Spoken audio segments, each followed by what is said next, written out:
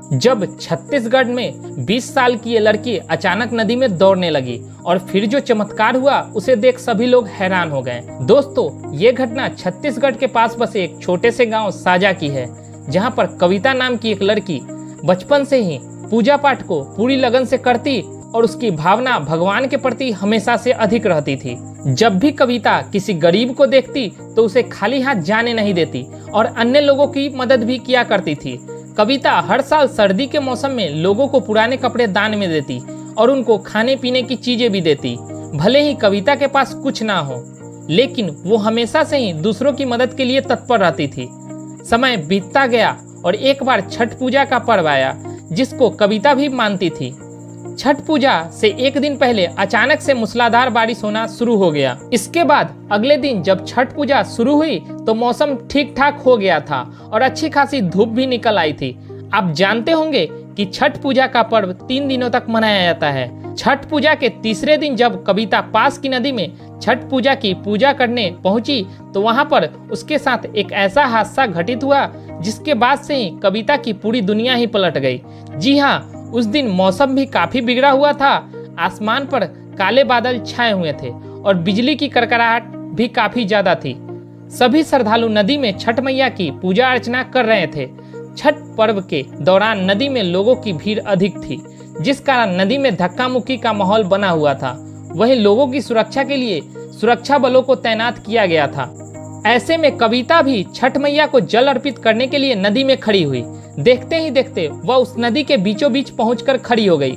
अचानक से तेज बारिश और नदी के पानी का बहाव भी तेज हो गया, जिसमें कविता बहती हुई दूर किसी जगह पर पहुंच गई।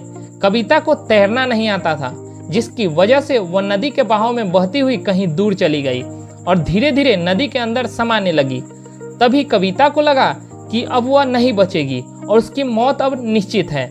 लेकिन फिर भी वह मन ही मन माँ दुर्गा का नाम जपने लगी और उनसे कहने लगी, हे माँ, मेरे प्राण बख्श दो। कुछ ही देर में कविता को पानी के ऊपर एक छोटी लड़की दिखाई दी, जिसने अपना हाथ कविता को बचाने के लिए आगे बढ़ाया हुआ था। काफी देर तक नदी के बहाव में रहने के कारण कविता की आंखें बंद होने लगी, तो उसने अपना हाथ उस लड़की के हाथ में दे दिया। फिर उस लड़की ने कविता को पानी से बाहर निकाला और नदी किनारे छोड़ दिया। इसके बाद कुछ देर में उस नदी के किनारे गांव के कुछ लोग वहां आए और कविता को किनारे पर पड़ा देखकर शोर मचाने लगे। देखते ही देखते वहां भीड़ इकट्ठा हो गई और कविता को भी तब तक होश आ गया। गांव वालों के पूछने पर कविता ने बताया कि वह साजा गांव की है।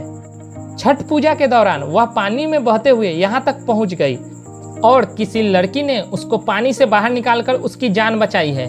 लेकिन गांव वालों ने बताया कि तुम तो अकेली थी। काफी सोचने के बाद कविता को समझ आया कि वह कोई और नहीं, स्वयं माँ दुर्गा, जो एक बच्ची के रूप में आकर उसकी जान बचाई है और यहाँ से अब जा चुकी है। कुछ देर बाद कविता के घर वालों को इस घटना की सूचना पुलिस द्वारा दी गई।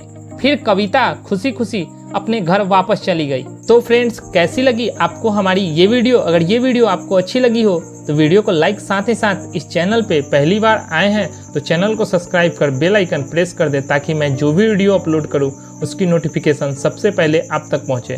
तो मिलते हैं फ्रेंड्स एक नई वीडियो के साथ, तब तक के लिए धन्यवाद।